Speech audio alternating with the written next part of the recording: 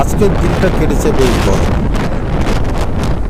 বিকেল 3টার পর থেকে হঠাৎ ঝোড়ো হওয়া শুরু হয়ে গেছে। দিনাজপুর থেকে শুরু করে পার্বতীপুর পর্যন্ত দেখা গেল হাঁসেরা কিন্তু ছুটে যাচ্ছে। দেখতে পাচ্ছেন অসংখ্য হাঁস খামারির হাঁস তার ঘরে ছুটে যাচ্ছে। বাতাসের বেগে বেগ পেয়েছে, কলা গাছগুলি নড়ছে, দেখতে পাচ্ছেন অসংখ্য বাতাসের বেগ। আমি কিন্তু মোবাইল আটকে রাখতে পারছি না। হঠাৎ দেখতে পাচ্ছি ধানের গাছগুলি দোলাচ্ছে। দূরে দেখানোর চেষ্টা করছি আপনাদেরকে। আসলে এটা মনে হচ্ছে ঝড়ের আশঙ্কা। ঝড়, আকাশের দিকে তাকাবো, আকাশে কি অবস্থা। হ্যাঁ, আকাশে ঘোলাটে, দেখতে পাচ্ছেন মেঘাচ্ছন্ন। এই মনে হয় চাপবে বৃষ্টি। বাতাসের বেগ ছুটেই চলেছে, গাছগুলি কিন্তু চলছে। খেজুর গাছ থেকে শুরু করে নারকেল গাছ কাত হয়ে যাচ্ছে বাতাসের বেগ। পূর্ব পশ্চিমে বেশ চাপ। আসলে ঝড় যে এত প্রখর হয় তা কিন্তু সরাসরি দেখতে হলে আপনাকে ঝড়ের মাঝে বসে থাকতে হবে। আর এটি দেখানোর জন্য আমি আপনাকে চেষ্টা করছি।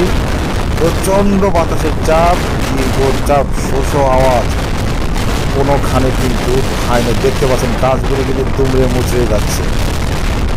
বিশাল মেঘাচ্ছন্ন আকাশ, বাতাসের দৌড়ায় ছুটে চলেছে আমার সেই ট্রেনকেও কষ্ট পেতে হচ্ছে সেই বাতাসের সাথে গতি বোধ করতে।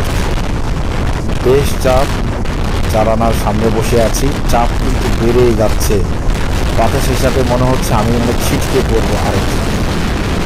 বাইরে যখন দেখছি গাছগুলো দুলে যাচ্ছে, আমিও দুলছি। আকাশে কিন্তু গরমে বৃষ্টি নামলে মনে হচ্ছে। ফাঁকা জায়গা,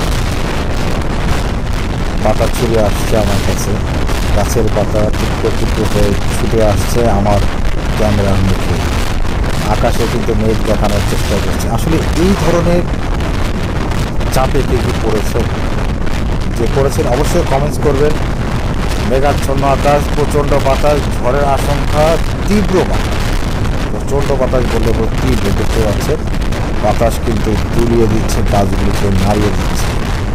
বন্ধুরা যেখান থেকে দেখছেন কমেন্টস করবেন। আজকের জন্য এখানে বিদায় নেব, পরবর্তী অন্য কোনো এই ধরনের ভিডিও।